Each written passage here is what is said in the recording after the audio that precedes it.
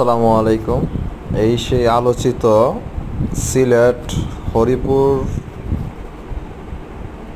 বলা হয় gas chiller.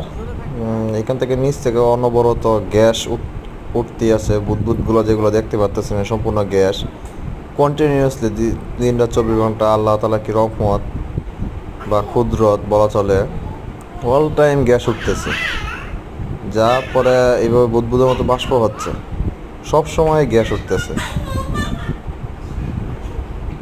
যা লাইটার দিয়ে আগুন ধরালেও হালকা আগুন ধরে, যা দেখতে পাচ্ছেন ইতিমধ্যে ভিডিওর মধ্যে।